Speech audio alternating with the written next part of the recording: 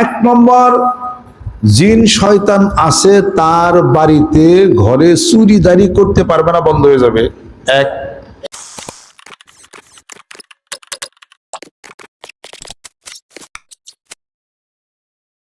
দ্বিতীয় নম্বর, তার যে ভিতরে রুহুটা আছে, জীবাত্মা পরমাত্মা, এই পরমাত্মাটা যেটা যায় আবার আসে, আর একটা সবসময়ই থাকে জীবাত্মাটা, এইটা তখন তার এই রুহুটা আল্লাহর আরশে বিচরণ করে। আলহামদুলিল্লাহ, আল্লাহর আরশে বিচরণ করে। ওই দেখেন না, সব দেশের থেকেই মোটামুটি আমেরিকার তো আছে 80% স্যাটেলাইট উপরে আছে, কিন্তু সব সংবাদ খবর এটা ওটা সব নিতেছে তারা। আপনার ভিতরে সেই রুহুটা, স্যাটেলাইটটা আল্লাহর আরশে বিচরণ করবে, সব কিছু রেকর্ড করে আসবে। আপনি জাগার আগে, ঘুমতে ওঠার আগে আবার ভিতরে রেখেছে, কপিরাইট হয়ে গেল। এটাই কি প্রমাণ করে না গোটা বিশ্ব পৃথিবীর সমস্ত কিছুর খবর আপনার ভিতরে অটো ঢুকতে থাকে? এমনি কি বলা হয় তিরমিজি শরীফের মধ্যে, ইত্তাকু ফিরাসাতাল মুমিন ফাইন্নাহু ইয়ানজুরু বিনুরিল্লাহ। মুমিনের ফেরাসাতকে ভয় করো। একজন মুমিন ব্যক্তি তার ফেরাসাতের অন্তর্দৃষ্টি দিয়া, দৃষ্টির মাধ্যমে, দৃষ্টি দিয়া আল্লাহ নূরের মাধ্যমে সে দেখতে পায়। সুবহানাল্লাহ। মানুষ শুধু মনে করে এই চোখ দিয়েই শুধু খালি দেখে, এই চোখ দিয়েই দেখে না, আরো চোখ আছে, কলবের চোখ, জ্ঞানের চোখ, অন্তরের দৃষ্টি। কয় অন্তরের দৃষ্টি যা জানছে রে, ওইটা কি? ওইটাই হলো ওইটা। এটাকে যত আপনি চার্জ দিয়ে রাখবেন, চার্জ দিয়ে রাখবেন, ব্যাটারি চার্জ দিয়ে রাখবেন, ততই এটা বেশি শক্তিশালী হবে। মোবাইলে চার্জ নাই, হ্যালো হইব না। মোবাইলের দাম কত? 2 লাখ। চার্জ নাই, দাম আছে 3 ভাই। বাটন মোবাইল আছে 1,500 টাকার দাম, ওইটা দিয়ে হ্যালো হয়েছে বাড়িতে।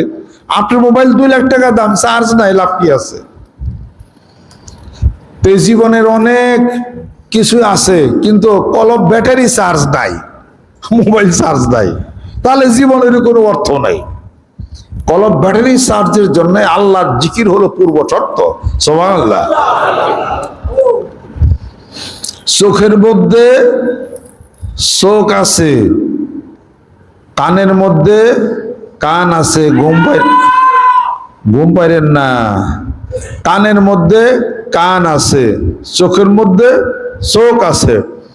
দাদা হুজুর বলছেন, আমি ইসাকের মধ্যে আরেকজন ইসাক আছে, যার হাত, নাক, কান সবই আছে। তার মানে কি? মানুষের মাঝেই আছে রে মানুষ, এবার খোঁজে দেখ না তাই, দেশিয়া যান নিরালাতে বোঝা যাবে না তা যাতে তাতে। তা আবার এটা কথাই রে, প্রমাণ আছে না নাই?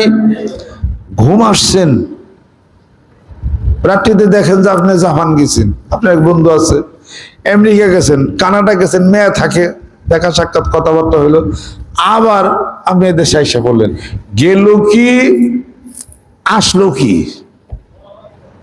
ওইটা হলো রুহের মানুষ।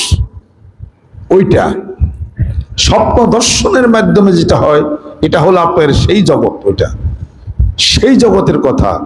স্বপ্নে নবী করিম সাল্লাল্লাহু আলাইহি ওয়াসাল্লামের সাথে দর্শন হয় না? কিভাবে দর্শনটা হলো? কে দর্শন করলো?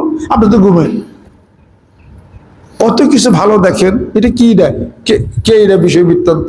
এটা হলো ওই জগৎ, এটা হলো ওই চোখের দেখা, রুহের চোখের, আত্মার চোখের, কলবের চোখের দর্শন। সেটা আল্লাহর জিকির বেশি বেশি হলে যত বেশি ভিতরে পরিষ্কার থাকবে, যত বেশি ব্যাটারি চার্জ থাকবে, তত বেশি আলো হবে, লাইট হবে। আর এই আলো লাইটের গতিটা যত বেশি হবে, তত বেশি আপনি স্পষ্ট দেখবেন। আরো গতি বাড়লে জাগ্রত অবস্থায় দেখবেন, আরো গতি বাড়লে জাগ্রত অবস্থায় চোখের মাধ্যমে দেখবেন, কিন্তু চোখ কোনো কাজ করে না। এই কথা ইউটিউব, ফেসবুকে যাচ্ছে, যদি কোনো ওলামা দিন সারা বাংলাদেশে কোনো পীর সাহেব যদি চ্যালেঞ্জ করে, উনি আমার সাথে বসুক, আমি কায়দা বলে দেই, উনি দেখবো ইনশাআল্লাহ তাআলা। তাহলে সমস্যা কি আছে? কিন্তু অবিশ্বাস করার কোনো গতি নাই, যে বানিয়ে বানিয়ে কইছি এটা শিরক, এটা বেদাত, উনি তো বুঝেই না। এটা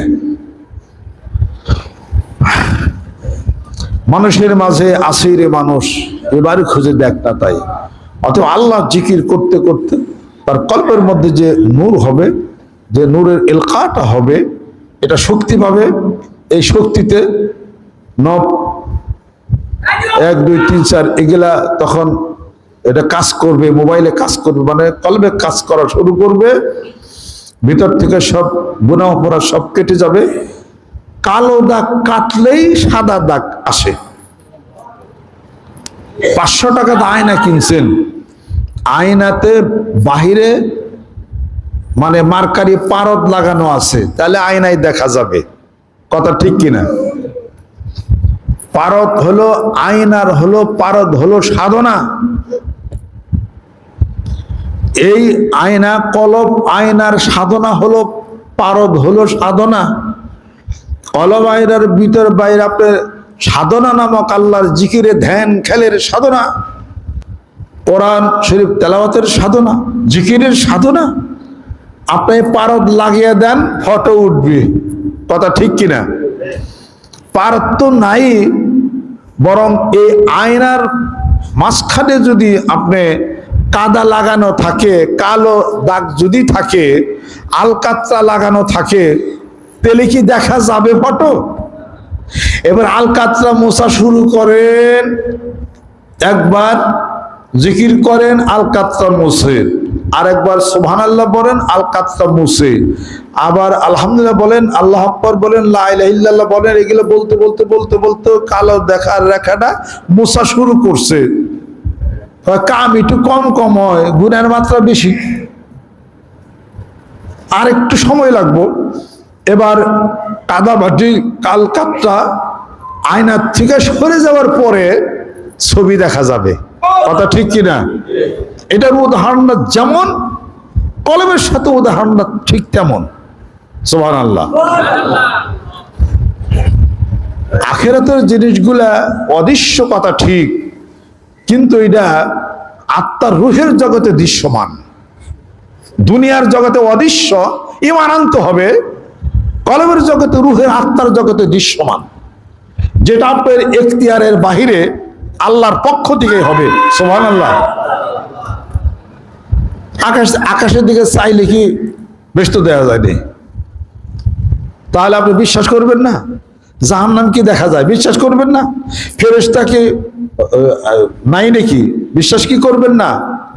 সবই আছে, বিশ্বাস করবেন, কিন্তু অদৃশ্য। এগুলো যে জগতের, ওই জগতেই গেলে হলো দৃশ্যমান। সেই জগতের কিছু সিমটম, সেই জগতের কিছু রাডার আল্লাহ পাক সেট করে দিচ্ছেন আপনার দেহের মধ্যে, সেটা হলো কলব। এই কলবের মধ্যে সমস্ত রূপ, লোভ, লালসা, মারামারি, কাটাকাটি, হানাহানি, হিংসা, বিদ্বেষের সমস্ত রোগের নামক কালো দাগ দেয়। এটা হলো পরিপূর্ণ রয়ে গেছে। এটা ফি কুলুবিহিম মারাদুন ফাযাদাহুমুল্লাহু মারাদা ওয়া লাহুম আযাবুন আলীমুম বিমা কানু ইয়াকযিবুন। তোমার সেই কলবের মধ্যে আছে হলো রোগ, চিকিৎসা হয় না, রোগ বেড়ে যাবে।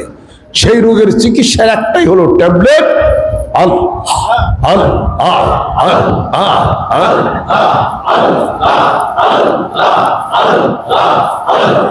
লা ইলাহা ইল্লাল্লাহ মুহাম্মাদুর রাসূলুল্লাহ।